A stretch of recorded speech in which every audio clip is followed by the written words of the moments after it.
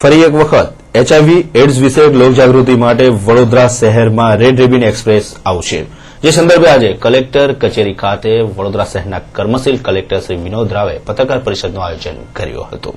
HIV ads વિષયક લોકજાગૃતિ માટે ભારત સરકાર અને રેલવે મંત્રાલય તેમજ રાજ્યના આરોગ્ય વિભાગના સંયુક્ત ઉપક્રમે રેડ રિબન એક્સપ્રેસ તારીખ 17ના રોજ જિલ્લામાં આગમન અને રોકાણને અનુલક્ષીને આજે મંગળવાર સાંજના 5 વાગે કલેક્ટર કચેરી ખાતે પત્રકાર પરિષદનું આયોજન કર્યું હતું। આ પ્રસંગે જિલ્લા કલેક્ટર શ્રી વિનોદ રાવે માહિતી પ્રદાન કરી હતી।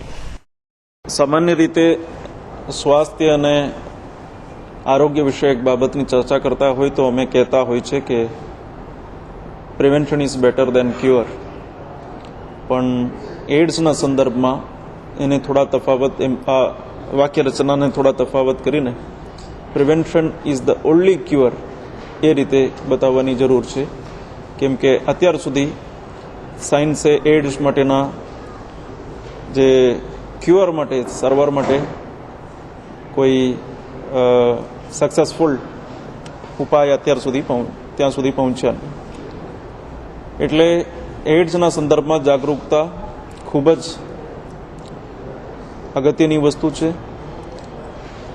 યુવાનો હોય કે સ્પેસિફિક ટાર્ગેટ ગ્રુપ હોય, હાઈ રિસ્ક પ્રોન ગ્રુપ હોય, તમામને વધારે જાગૃત બનાવવા માટે, અટકાયતી પગલાઓ વિશે વધારે સમજૂતી આપવા માટે આરોગ્ય અને પરિવાર કલ્યાણ મંત્રાલય અને રેલવે મંત્રાલયના સંયુક્ત ઉપક્રમે એક રેડ રિબન એક્સપ્રેસ દરેક રાજ્યમાં જઈને લોકોને જાગૃત બનાવવાના દિશામાં કામગીરી કરે છે।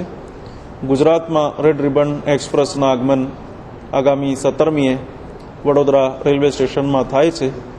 તો આ પ્રસંગે આવકાર માટે અને કાર્યક્રમના ઉદ્ઘાટન માટે ગુજરાત રાજ્યના માનનીય આરોગ્ય મંત્રી શ્રી રાજ્ય કક્ષાના આરોગ્ય મંત્રી શ્રી પરબતભાઈ પટેલ સાહેબના અધ્યક્ષસ્થાને કાર્યક્રમ યોજવાનું નક્કી કરવામાં આવ્યું છે। અમે માનીએ છીએ કે 2 દિવસના સમયગાળા દરમિયાન લગભગ 15 થી 20 હજાર લોકો, ખાસ કરીને જે લોકોને આ વિશે જાગૃતતાની ખૂબ જરૂર છે, આ ટાર્ગેટ ગ્રુપના લોકો આ એક્ઝિબિશનમાં ભાગ લેશે। એમને સેન્સિટાઇઝેશન કરવામાં આવશે અને અટકાયતી પગલાં વિશે, એચઆઈવીના અલગ અલગ પાસાઓ વિશે એમને ખૂબ જ સાવચેતીપૂર્વક સમજૂતી આપવામાં આવશે। તો હું અપીલ કરું છું કે આ વડોદરા જિલ્લાના તમામ લોકો આ એક તકના સારા ઉપયોગ કરીને ત્યાં આવીને આ નિદર્શનમાં ભાગ લેવા માટે વિનંતી।